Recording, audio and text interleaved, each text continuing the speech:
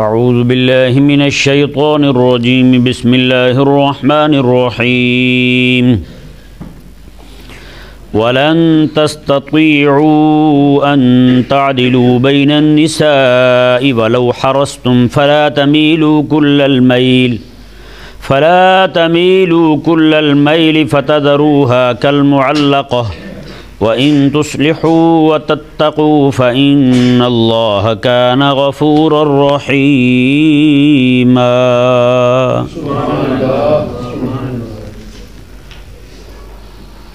اللہ تبارک و تعالی نے یہاں سے پھر میاں بیوی کے مابین اور خاوند کو بیوی کے ساتھ جو معاملات پیش آتے ہیں اور بیوی کو خاوند کے ساتھ جو معاملات پیش آتے ہیں ان کے متعلق چند چیزوں کو واضح فرمایا۔ یہ آیہ مبارکہ میں اللہ تعالیٰ نے ارشاد فرمایا وَلَن تَسْتَطِيعُوا أَن تَعْدِلُوا بَيْنَ النِّسَاءِ، میں کہ تم ہرگز یہ طاقت نہیں رکھتے کہ بیویوں کے درمیان عدل کر سکو، جن ایک بندے کی 2 بیوی یا 3 ہیں یا 4 ہیں، میں کہ تم ہرگز طاقت نہیں رکھتے کہ تم ان کے مابین انصاف کر سکو۔ یہ آیہ مبارکہ کو لے کر کے ایک آیہ مبارکہ پہلے بھی گزری آپ کے سامنے کہ اللہ تعالیٰ نے ارشاد فرمایا کہ فَإِنْ خِفْتُمْ أَلَّا تَعْدِلُوا فَوَاحِدًا، اگر تمہیں خوف ہو کہ بیویوں کے درمیان انصاف نہیں کر سکو گے تو فواحدہ پھر ایک سے نکاح کرو، بس کافی ہے۔ اب یہ 2 آیتوں کو جوڑ کر کے پچھلی آیت میں یہ فرمایا اگر تمہیں خوف ہو تو ایک کرو، اس میں فرمایا کہ تمہیں ہرگز طاقت نہیں ہے کہ تم بیویوں میں انصاف کر سکو۔ تو کئی سارے لبرل بے دین نیچری لوگ جو ہیں وہ اس آیہ مبارکہ میں تحریف کرتے ہیں کہ وہ کہتے ہیں کہ دیکھیں اللہ تبارک و تعالیٰ نے پیچھے ارشاد فرمایا کہ تمہیں اگر خوف ہو انصاف نہیں کر سکتے تو پھر ایک کرو، اس آیہ مبارکہ میں فرما دیا کہ تم کر ہی نہیں سکتے انصاف، تو لہذا کہتے ہیں کہ ایک ہی کرنی چاہیے۔ اب اس آیہ مبارکہ کی جو تقریر ہے نا وہ ذرا میں آپ کے سامنے واضح کرنا چاہتا ہوں۔ اس کے اندر جو کچھ بیان ہوا یہ ذہن میں رہے کہ انصاف جو ہے نا عدل اس کا تعلق ظاہر سے بھی ہے اور باطن سے بھی ہے، ظاہر سے بھی ہے اور باطن سے بھی ہے، یعنی حقوق 2 طرح کے ہیں، ایک حقوق ہیں ظاہری، ایک حقوق ہیں باطنی، ٹھیک ہے جی۔ بیوی کے میاں پر جو حقوق ہیں وہ 2 طرح کے ہیں، ایک ظاہری اور ایک باطنی۔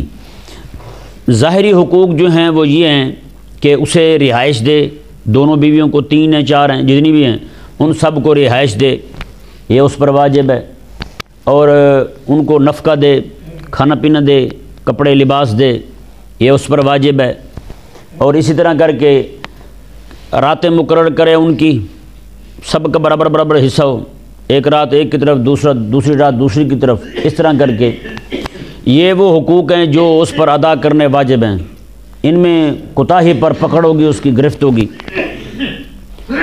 اب دوسرے حقوق جو ہیں ان کا تعلق باطن کے ساتھ ہے، باطن کے ساتھ بھی ہے اور من وجہ ظاہر کے ساتھ بھی ہے۔ وہ یہ ہے کہ قلبی میلان جو ہے بندے کا وہ سب کی طرف برابر ہو، یہ بندے کے بس میں ہی نہیں ہے، یہ بندے کے اختیار میں ہی نہیں ہے۔ ہاں جی، جیسے کسی بندے کے بچے ہوتے ہیں وہ کسی کے ساتھ زیادہ محبت ہوتی ہے، کسی کے ساتھ کم محبت ہوتی ہے۔ بچے ہوتے ہیں کسی کو دیکھ کے کہتا ہے جی میری آنکھیں ٹھنڈی ہو گئی، وہ کسی کو دیکھتے بندے کو آگ لگ جاتی ہے، یہ بدتمیز کہاں سے آ گیا سامنے، یہ تقریباً ہر گھر میں ہوتا ہے، ٹھیک ہے نا۔ اب والدین جو ہیں وہ یہ معاملہ ان کے دل کے ساتھ ہے، دل میں انہیں یہ بات اٹھتی ہے یہ بدتمیز کیوں آ گیا، لیکن جب بات آئے گی ظاہری حقوق کی وہ والدین پر واجب ہوگا کہ ان سب کو برابر رکھیں، یکساں رکھیں، کیونکہ ان اللہ گرفت ہوگی پھر اگر وہ پورے طور پر حقوق ادا نہیں کریں گے، اپنی ذاتی جو ایک محبت اور الفت کا اور قلبی میلان کا جو تعلق ہے اسی پر بنا کریں گے ظاہری معاملات کی، تو پھر ان کی گرفت ہوگی۔ سمجھ نہیں آیا مسئلہ؟ یہ قلبی میلان جو ہے نا یہ بندے کے پاس میں نہیں ہے، وہ قلبی میلان کسی کی طرف بھی ہو جائے، اسی طرح کر کے بندے کی بیوی ہیں 2 ہیں 3 ہیں 4 ہیں، ان میں سے کسی کی طرف قلبی میلان کا ہو جانا، زیادہ محبت ہو جانا کسی کے ساتھ، یہ بندے کے بس میں نہیں ہے۔ یہ وہ حقوق ہیں جو اس کے اختیار میں ہیں ہی نہیں، یہ نہیں دے سکتا بندہ۔ تو باقی رہا مسئلہ، اس پہ یہ تو واجب کیا شریعت نے کہ باری مقرر کرے، جیسے ایک کے پاس رہا ایک رات اسی طرح دوسرے کے پاس بھی جائے دوسری رات، ہیں جی، لیکن باقی رہا معاملہ اگلا مقاربت کا، صحبت کا، وہ بندے کے بس میں نہیں ہے، وہ بندے کے بس میں نہیں ہے، وہ ہے اس کا مدار ہے قلبی جذبات پر، احساسات پر، نشاط طبع پر اس کا مدار ہے جی۔ تو بعض اوقات بندہ جائے کسی کے پاس جائے تو اسے اپنے آپ کو رب تبارک و تعالیٰ کے حکم کا پابند کرتے ہوئے وہاں چلا جائے، اس پر یہ واجب ہے وہاں جا کے رہے، لیکن اس کے ساتھ قربت کرنا یہ واجب نہیں ہے اس پر، قربت مطلب صحبت، وہ کرنا واجب نہیں ہے اس پر۔ اگر یہ نہیں کرتا تو اس پر پکڑ نہیں ہوگی اس کی، یعنی کہ مسلسل ہی نہ کرے تو عورت گناہ کی طرف مائل ہو جائے، اتنی بھی اجازت نہیں ہے اسے۔ ہاں اتنی چھوٹ ہے اسے کہ جناب اگر ایک کی طرف جا کر کے اس نے یہ معاملہ کیا ہے تو دوسری طرف ہی کرے ہی کرے، یہ واجب ہے، یہ واجب نہیں اس پر۔ سمجھ آ گیا مسئلہ؟ تو ثابت ہوا کہ حقوق دو طرح کے ہیں، ایک ہیں ظاہری، ایک ہیں باطنی۔ ظاہری حقوق جو ہیں وہ کھانا پینا دینا، رہائش دینا، اور جناب اسے کپڑے وغیرہ دینا ہیں جی، اور باری مقرر کر دینا، اس باری پر اس کے پاس پہنچنا، یہ حقوق واجبہ میں سے ہیں، اور یہ وہ حقوق ہیں جو بندے کے اختیار میں ہیں، یہ کر سکتا ہے۔ باقی رہا معاملہ دل کا، تو دل جو ہے وہ بندے کے اپنے بس میں نہیں ہے، قلبی میلان اپنے بندے کے بس میں نہیں ہے۔ اسی طرح کر کے صحبت کے لیے نشاط طبع کا ہونا، کسی کے پاس بندہ جاتا دل کرتا، کسی کے پاس جاتا دل نہیں کرتا ہے جی، تو یہ بھی بندے کے اختیار میں نہیں ہے۔ نہیں سمجھ آیا مسئلہ؟ صحبت کرنا تو اختیار میں ہے، لیکن یہ جو معاملہ ہے یہ نشاط طبع والا، یہ بندے کے اختیار میں نہیں ہے۔ تو ثابت ہوا کہ یہ حقوق باطنیہ میں سے ہے، تو لہٰذا یہ بندے پر واجب بھی نہیں ہے۔ سمجھ آ گیا مسئلہ؟ کریم آقا صلی اللہ علیہ وآلہ وسلم نے ارشاد فرمایا، دیکھیں آقا علیہ السلام نے سب کو برابر حقوق دیے ہوئے تھے، سب کو گھر دیے ہوئے تھے، سب کا سالانہ خرچہ آقا علیہ السلام سب کو عطا فرماتے تھے ہیں جی۔ عطا فرما کے آقا علیہ السلام رب تعالیٰ کی بارگاہ میں دعا کرتے، مولا یہ میرے بس میں تھا، یہ میں نے کر دیا ہے، اب دل کا معاملہ میرے بس میں نہیں ہے ہیں جی، اس میں جو بھی ہو جائے وہ تو ہی معاف کر دینا۔ سمجھ آ گیا مسئلہ؟ اور یہی ہمیں سبق ہے، ہم اپنی اولاد کے ساتھ یہی معاملہ کریں ہیں جی۔ اپنی اولاد میں سے کوئی اچھا لگتا ہے، کوئی برا لگتا ہے، تو جو برا لگتا ہے اس کے منہ پہ بھی نہ کہیں کہ آپ مجھے اچھے نہیں لگتے ہیں، کیونکہ یہ دل کا معاملہ ہے۔ شرعی طور پر اور ظاہری طور پر جو کچھ واجب ہے آپ سب کے حقوق برابر برابر ادا کرتے رہیں۔ تو کریم آقا صلی اللہ علیہ وسلم کے صحابی جو ہیں وہ حضور کی بارگاہ میں حاضر ہوتے ہیں، آ کے عرض کرتے ہیں یا رسول اللہ، میری جو چھوٹی گھر والی ہے نا، وہ ان سے ایک بیٹا پیدا ہوا ہے، تو وہ کہتی ہیں کہ فلاں باغ جو ہے نا میرے بیٹے کے نام کر دو۔ تو میں نے کہا کہ ٹھیک ہے کر دیا۔ وہ کہتی ہیں حضور کو گواہ بناؤ اس پر۔ آقا علیہ السلام نے میں کہ جیسا باغ تم اس بیٹے کو دے رہے ہو، اس گھر والی کے بیٹے کو دے رہے ہو، ایسا باغ باقیوں کو بھی دیا ہے؟ انہوں نے کہا باقیوں کو نہیں دیا۔ آقا علیہ السلام نے نہ، پھر میں گواہ نہیں بنتا اس کام پر، میں گواہ نہیں بنتا اس پر۔ اب بتائیں ذرا، یہ شریعت مبارکہ کا حکم ہے۔ آج کسی کو باپ کو بیٹا اچھا نہ لگے اس کو آگ کر دیتا ہے، اخبار میں خبر آ جائے گی میرا فلانا بیٹا آگ ہے جی، وہ فارغ ہے۔ نہ یار، آپ کو نہیں سمجھ آ رہی اس کی بات کی تو آپ کم از کم یہ حرکت تو نہ کریں۔ اگر اس کو اس کے حصے بننے والی جائیداد سے آپ فارغ کریں گے تو قیامت والے دن آپ کو دینا پڑے گا، جنت کا اتنا حصہ آپ کو کاٹ دیا جائے گا۔ تو یہ مسئلہ اب اس آیہ مبارکہ پر جو بے دینوں کا، نیچریوں کا، لبرل سیکولر طبقے کا جو ایک انہوں نے تحریف کی ہوئی تھی کہ اللہ تبارک و تعالیٰ نے خود فرما دیا بھی تمہیں ہرگز طاقت نہیں ہے کہ تم انصاف کر سکو، تو جس انصاف کی نفی کی جا رہی ہے کہ تمہیں طاقت نہیں ہے، وہ انصاف باطنی حقوق کے متعلق ہے کہ قلبی میلان جو ہے نا تمہارا، یہ تمہارے بس میں بھی نہیں ہے، تم کبھی بھی نہیں کر سکتے کہ تم سب کو دل میں بھی برابر جگہ دو، یہ نہیں ہو سکتا تم سے، یہ تم سے ہو ہی نہیں سکتا۔ تو اب اس سے ثابت ہوا کہ رب تبارک و تعالیٰ نے یہاں پر جس حق کی نفی کی ہے کہ یہ حق تم سے نہیں ادا ہو سکتا، وہ حقوق باطنی ہے، وہ قلبی میلان ہے، وہ نشاط طبع ہے جی، وہ تمہیں اختیار ہی نہیں ہے کہ تم اسے پورا کر سکو۔ ہاں ظاہری حقوق جو ہیں وہ تم پر ادا کرنے واجب ہیں، اس پہ وہ نہ کرو گے تمہاری پکڑ ہوگی، تمہاری گرفت ہوگی۔ اگر وہ کر ہی نہیں سکتے تو پھر رب تبارک و تعالیٰ نے کیوں ارشاد فرمایا ہے؟ اگر وہ حقوق ادا ہو ہی نہیں سکتے، رب تعالیٰ خود فرما دے ظاہری حقوق جو ہیں، رب تعالیٰ خود فرما دے تم سے ادا نہیں ہو سکتے، تو پھر رب تبارک و تعالیٰ نے اجازت ہی کیوں دی؟ جہاں فرمایا کہ 2 کر لو، 3 کر لو، 4 کر لو، اگر تمہیں خوف و انصاف نہیں کر سکو گے تو میں پھر ایک پہ اتفاق کرو. تو وہاں پہ جو خوف ہے نا عدل کا، وہاں جو کہا جا رہا ہے وہ ظاہری حقوق کا ہے. ظاہری حقوق تم سے اگر ادا نہیں ہو سکتے سب کے تو میں پھر ایک کافی ہے. یہاں جو فرمایا یہاں نفی کی جا رہی ہے، یہاں باطنی حقوق کی نفی کی جا رہی ہے کہ باطنی حقوق کی نفی بئی مانا کہ تم سے ادا نہیں ہو سکیں گے.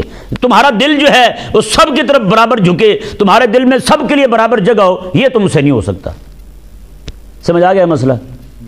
اللہ تبارک و تعالی نے ارشاد فرمایا وَلَن تَسْتَطِيعُوا أَن تَعْدِلُوا بَيْنَ النِّسَاءِ وَلَوْ حَرَصْتُمْ، میں کہ تم میں ہرگز یہ طاقت اور قوت نہیں ہے کہ تم بیویوں کے مابین عدل کر سکو. مطلب قلبی میلان ایک جیسا رکھ سکو، قلب دل میں جگہ ایک جیسی دے سکو، یہ تم سے نہیں ہو سکتا. وَلَوْ حَرَصْتُمْ، اگرچہ تمہیں شوق ہو زیادہ بیویاں رکھنے کا، اگرچہ تمہیں حرص ہو، جی لالچ کی حد تک تمہیں یہ خواہش ہو کہ میں جناب رکھ لوں، رب تبارک و تعالیٰ میں یہ قلبی میلان والا معاملہ یہ تم سے نہیں ہو سکتا. تو فرمایا کہ فَلَا تَمِيلُوا كُلَّ الْمَيْلِ، تو فرمایا کہ اگر تم لے آئے ہو، تمہارا دل اگر ایک کی طرف ہی جھک گیا ہے تو تم اپنے ظاہر کو مکمل طور پر اسی کی طرف ہی نہ جھکا لو کہ دوسری کو تم چھوڑ ہی دو، اسے پوچھو ہی نہ، اسے خرچہ ہی نہ دو، اسے روٹی ہی نہ دو. تم یہ نہ کرو. تم قلبی میلان تمہارا ہو گیا، اس پہ کوئی پکڑ نہیں. تمہارا ظاہری میلان جو ہے وہ دونوں کی طرف برابر رہنا چاہیے. ظاہری حقوق جو ہیں وہ سب کے برابر ادا کرنے چاہیے. ایک کو اگر آپ 1500 روپیہ مہینے کا خرچہ دے رہے ہیں تو دوسری کو بھی 1500 ہی دیں. ایک کو آپ نے کمرہ لے کے دیا ہے پنکھے والا تو دوسری کو بھی پنکھے والا ہی لے کے دیں. اگر اس کو اے سی لگوا کے دیے تو اسے بھی اے سی لگوا کے دیں. یہ تو کوئی طریقہ نہ ہوا ہے جی. ایک کو آپ نے اے سی میں رکھا ہوا ہے، دوسری کو پنکھے پہ رکھایا ہوا ہے نا. یہ نہیں کر سکتے ہیں جی. ایک کو آپ جناب کپڑے لے کے دیں برانڈ والے اور دوسری کو جناب وہ ٹیرا ویرا لے کے دے دیں، ہیں اسے کہیں کہ تو اسی پہ گزارا کر. ایک کو جناب قیمتی سے قیمتی جوتے لے کے دیں اور دوسری کو جناب لیلن کے جوتے اٹھا کے دے دیں 150 روپے والے. انہوں نے کہا چل تو کون سی اچھی لگتی ہے مجھے. نہیں، یہ نہیں ہو سکتا. اللہ تبارک و تعالی نے ارشاد فرمایا جی دیکھیں اللہ اکبر کبیرہ، فرمایا کہ یہ نہ ہو فَتَذَرُوهَا كَالْمُعَلَّقَةِ، تم دل کے معاملے کو ظاہر پر مسلط کرتے ہوئے ایک کو لٹکا ہی دو. تم اگر تمہیں وہ جناب ایک اچھی لگنے لگی ہے تو دوسری کو ایسے چھوڑ دو لٹکی ہوئی ہو ہیں. اور نہ تو وہ بیاہی ہو کہ اس کا شوہر اس کے پاس ہو، نہ ہی وہ طلاق یافتہ ہوگا کہیں آگے جا کے وہ نکاح کر سکے. وہ تو لٹکی ہوئی ہے بیچاری، ہے یہ نہیں. وہ ایک نا بہت عرصہ پہلے ایک عالم صاحب کی گفتگو سنی تو وہ کہتے ہیں کہ ایک کسی علاقے کا ناظم تھا. آپ کو پتہ ہے زکوٰۃ وغیرہ یہی تقسیم کرتے ہیں. کہتے ہیں وہ منشی تھا اس کا، تو اس نے زکوٰۃ دی 2 عورتوں کو. تو وہ آئیں تو آ کر کے انہوں نے کہا کہ ہاں بھائی زکوٰۃ دو ہمیں. ایک نے کہا کہ میں بیوہ ہوں، دوسری نے لکھوایا میں بیوہ جیسی ہوں. ایک کہے میں بیوہ ہوں، دوسری کہے میں بیوہ جیسی ہوں. اس نے کہا جی وہ جو ناظم تھا اس نے اپنے منشی سے پوچھا وہ بیوقوفہ بیوہ تو سمجھ آتی ہے، بیوہ جیسی کا مطلب کیا ہے؟ اس نے کہا میرا شوہر جو ہے نا یہ ہر وقت باہر ہی رہتا ہے، یہ نہیں آتا، نہ خرچہ دیتا ہے مجھے نہ واپس آتا ہے. وہ کبھی کبھار آ جائے 2-3 سال بعد، وہ تھوڑا سا بس سامنے آئے گا، دکھائی دے گا، 1-2 دن رہے گا پھر غائب ہو جائے گا. نہ 1 روپیہ دیتا ہے نہ کچھ کرتا ہے، نہ مجھے چھوڑتا ہے کہ میں کہیں اور نکاح کر لوں. تو میرا بھی حساب بیوہ جیسا ہی ہے. تو اس طرح نہ کیا جائے کہ اسے جناب اسی طرح لٹکا ہی دیا جائے اور اسے جناب اسی طرح درمیان میں ذلیل کر دیا جائے. یہ بندہ جو ہے نا اپنے آپ کو اس خاتون کی جگہ رکھ کے سوچے ذرا پھر کہ اگر میں خاتون ہوتی اس کی جگہ ہوتی تو میرے ساتھ کوئی ایسا کرتا تو پھر مجھ پہ کیا بیتتی. رب تبارک و تعالی نے ارشاد میں کل معلقہ، اسے لٹکی ہوئی، جیسے کسی بندے کا عضو کو لٹکا ہوتا ہے نا، فارغ ہوتا ہے، ایک انگلی زائد ہوگی وہ لٹکی ہوئی ہے، اسے کوئی فائدہ نہیں، کسی کام نہیں آتی. رب تبارک و تعالی نے میں کل معلقہ، اسے لٹکی ہوئی کی طرح نہ چھوڑ دو تم، وہ بیچاری اسی طرح پریشان رہے. وَإِن تُصْلِحُوا، میں اگر تم اصلاح کرو، وَتَتَّقُوا، اور رب سے ڈرتے رہو، تو فَإِنَّ اللَّهَ كَانَ غَفُورًا رَحِيمًا، بے شک اللہ تعالیٰ بخشنے والا مہربان ہے. مطلب کیا ہے بخشنے والا مہربان ہے؟ میں اگر تمہارا ظاہری حقوق تم پورے ادا کرو، دل کا میلان کسی کی طرف زیادہ ہو جائے کسی کی طرف کم ہو جائے، رب تبارک و تعالیٰ نے فرمایا پھر بھی اس ظاہری قلبی میلان کا اثر ظاہر پر نہ ہو، یعنی ظاہری طور پر کسی کے حق نہ مارو تم. رب تبارک و تعالیٰ نے فرمایا کہ پھر قلبی میلان کی وجہ سے جو بھی معاملہ ہوگا اللہ تبارک و تعالیٰ وہ معاف کر دے گا. ہاں وہ معاف کر دے گا اللہ تبارک و تعالیٰ۔ اب اس آیت مبارکہ پر جتنا بھی ان کا یعنی کہ لبرل نیچری بے دینوں کا جو اعتراض تھا وہ سارے کا سارا صاف ہو گیا بحمد اللہ تعالیٰ۔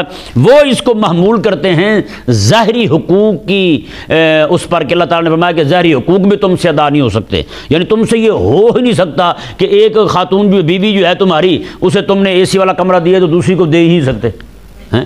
یہ کس نے کہا ہے نہیں دے سکتے؟ کریم آقا صلی اللہ علیہ وسلم کتنی ازواج مطہرات تھیں، حضور علیہ السلام کے صحابہ کرام علیہ مردوان کی کتنی ساری ازواج مطہرات تھیں، سب کو عطا کرتے تھے، سب کو دیتے تھے وہ تو یہاں تک کہ حضور کے صحابہ تو اپنے غلاموں کو بھی اپنے جیسے کپڑے پہناتے تھے، وہ تو ایسے حقوق ادا کرتے تھے۔ اللہ تبارک و تعالیٰ نے ارشاد فرمایا جی دیکھیں وَإِن يَتَفَرَّقَا، اگر کوئی معاملہ ایسا ہو جائے دونوں میں جدائی ہو جائے، میاں بیوی میں میاں بیوی میں جدائی ہو جائے تو یغنی اللہ کلا من سعتہ، قریب ہے کہ اللہ تبارک و تعالی دونوں کو اپنی وسعت کے ساتھ اپنے فضل کے ساتھ ایک دوسرے سے بے پرواہ کر دے، ایک دوسرے سے بے پرواہ کر دے، مستغنی کر دے اللہ تبارک و تعالی۔ عموماً ہوتا یہ ہے میاں بیوی میں جب لڑائی ہوتی نا تو بیوی جو ہے نا وہ کہتی ہے لے بھی اب میں دیکھتی ہوں کون اسے چائے بنا کے دیتا ہے وقت پہ، اب میں دیکھتی ہوں کون اسے کپڑے دھو کے دیتا ہے وقت پہ، ہاں جی شوہر بھی کہہ رہا ہوتا ہے میں بھی دیکھوں گا اب کون اسے کما کے لا کے دیتا ہے۔ تو عورت یہ سمجھتی ہے کہ میرے بغیر اس کا کوئی گزارا نہیں، مرد یہ سمجھتا ہے کہ میرے بغیر اس کا چارہ نہیں، وہ اس لیے ایک دوسرے کو یہ سمجھتے ہیں کہ بس یہ میرا ہی محتاج ہے، وہ سمجھتی ہے کہ میرا ہی محتاج ہے۔ اب دونوں کو یہ سوچنا چاہیے اب تمہارا آپس کا تعلق جو ہے وہ جوڑا ہے مثال کے طور پر 30 سال کی عمر میں، 30 سال وہ کیسے رہا زندہ تو وہ 30 سال وہ کیسے رہی زندہ اللہ تبارک و تعالیٰ نے ارشاد فرمایا کہ تمہاری جدائی ہو جائے تو یہ باتیں نہ کرو۔ اللہ تبارک و تعالیٰ کے خزانے بڑے ہیں، اللہ تبارک و تعالیٰ اپنے فضل کے ساتھ اسے بھی کوئی اور عطا فرما دے گا، تیرے لیے بھی کوئی اور اسباب پیدا فرما دے گا۔ تمہارے دل میں جو بات آ رہی ہے نا کہ جس وجہ سے تم یہ باتیں کر رہے ہو، اللہ تعالیٰ نے ارشاد فرمایا اللہ تبارک و تعالیٰ تمہارے دل سے بھی یہ بات نکال دے گا۔ اللہ اکبر۔ دیکھیں وَكَانَ اللَّهُ وَاسِعًا حَكِيمًا، اللہ تبارک و تعالیٰ وسعت والا بھی ہے، حکمت والا بھی ہے۔ اللہ اکبر۔ آگے فرمایا رب تبارک و تعالیٰ نے وَلِلَّهِ مَا فِي السَّمَاوَاتِ وَمَا فِي الْأَرْضِ، اللہ ہی کے لیے ہے جو کچھ آسمانوں میں جو کچھ زمینوں میں ہے۔ یہ اللہ تعالیٰ میاں بیوی جو ہیں جو آپس میں جن کی جدائی ہوئی ہے ان کی تسلی کے لیے فرما رہا ہے اور تم پریشان نہ ہو، اپنے آپ کو دوسرے کو اپنا محتاج نہ سمجھو کہ میرے بغیر وہ زندہ نہیں رہ سکے گا، میرے بغیر وہ روٹی کیسے کھائے گا، چائے کیسے پیے گا، کپڑے کیسے دھلے ملیں گے اس کو، تو وہ بھی یہ نہ کہے کہ میرے بغیر ہاں بھائی اسے پھر کون کما کے لا کے دے گا۔ اللہ تعالیٰ نے فرمایا کہ تو نے اسے چھوڑا ہے یا تو نے اسے چھوڑا ہے اور میں نے تو نہیں نہ چھوڑا اسے۔ اللہ وَلِلَّهِ مَا فِي السَّمَاوَاتِ وَمَا فِي الْأَرْضِ، اللہ تعالیٰ نے ارشاد فرمایا کہ جو کچھ آسمانوں میں ہے جو کچھ زمینوں میں ہے یہ سارے کا سارا اللہ تبارک و تعالیٰ کا ہے۔ وَلَقَدْ وَصَّيْنَا الَّذِينَ أُوتُوا الْكِتَابَ مِن قَبْلِكُمْ، اللہ تبارک و تعالیٰ نے جنہیں کتاب دی گئی ہے انہیں وصیت کی ہے، حکم دیا انہیں، وَإِيَّاكُمْ، اور تمہیں بھی رب تبارک و تعالیٰ نے حکم دیا، یہی حکم ان کے لیے تھا، یہی حکم تمہارے لیے ہے، کیا ان اتقوا اللہ، تم اللہ سے ڈرو۔ کیا تم کرو؟ اللہ سے ڈرو۔ ہاں میاں بیوی کی بام جدائی ہو گئی ہے تو اب بلنڈر نہ مارو، تہمت نہ رکھو، اس پر الزام تراشی نہ کرو، تم اسے بدنام نہ کرو۔ اللہ اکبر۔ اللہ تبارک و تعالیٰ نے ارشاد فرمایا وَإِن تَكْفُرُوا، اگر تم ناشکری کرو، اگر ناشکری کرو مطلب میرا حکم نہ مانو جو میں نے تمہیں حکم دیا ہے کہ میاں بیوی کے معاملے میں جی ان کے باہمی انصاف کے معاملے میں، باہمی عدل کے بارے میں، ان کے حقوق ظاہریہ ادا کرنے کے بارے میں اگر تم یہ ادا نہ کرو، اگر تم ناشکری کرو، میری انکار کرو میرے حکم کا، تو رب تبارک و تعالیٰ نے فرمایا پھر دیکھ لو تم فَإِنَّ لِلَّهِ مَا فِي السَّمَاوَاتِ وَمَا فِي الْأَرْضِ، اللہ تبارک و تعالیٰ ہی کے لیے ہے جو کچھ آسمانوں میں ہے جو کچھ زمینوں میں ہے، اللہ کے لیے سارا کچھ۔ مطلب کیا ہے؟ تم بھی اسی میں آتے ہو، تم بھی میرے مملوک ہو۔ آج تم جناب بڑے غنڈے بن کے، بدماش بن کے اس عورت کے ساتھ بڑے غلط رویے کے ساتھ پیش آ رہے ہو، یا عورت جو ہے وہ مرد کو جناب ذلیل کر رہی، رسوا کر رہی ہے، اللہ تبارک و تعالیٰ نے میں کہ ڈرو تم مجھ سے، یہ ساری زمینیں سارے آسمان میرے ہیں، تم بھی اسی میں آتے ہو۔ تم نے میری بارگاہ میں پیش ہونا ہے، پھر پکڑ ہوگی تمہاری۔ اللہ اکبر۔ اللہ تعالیٰ نے ارشاد فرمایا وَكَانَ اللَّهُ غَنِيًّا حَمِيدًا، اللہ تبارک و تعالیٰ غنی بھی ہے، محمود بھی ہے۔ حمید یہاں محمود کے معنی میں تعریفیں کیا ہوا ہے۔ اور اللہ تبارک و تعالیٰ نے پھر فرمایا وَلِلَّهِ مَا فِي السَّمَاوَاتِ وَمَا فِي الْأَرْضِ، اللہ ہی کے لیے ہے جو کچھ آسمانوں میں ہے، جو کچھ زمینوں میں ہے، وہی مالک ہے۔ وکفا باللہ وکیلا، اللہ تبارک و تعالی ہی کار ساز کافی ہے، وہی کام بنانے والا ہے، وہی مددگار ہے۔ اس لیے ہمیں بھی چاہیے کہ ہم اللہ تعالیٰ کو بھی پکارا کریں، اللہ تعالیٰ کو بھی پکارا کریں۔ ہاں آگے اللہ تبارک و تعالیٰ نے ارشاد فرمایا وَإِن يَشَاء يُذْهِبْكُمْ أَيُّهَا النَّاسُ وَيَأْتِ بِآخَرِينَ، اگر اللہ تبارک و تعالیٰ چاہے اے لوگو تم سب کو لے جائے، وَيَأْتِ بِآخَرِينَ تمہاری جگہ دوسرے لوگ لے آئے۔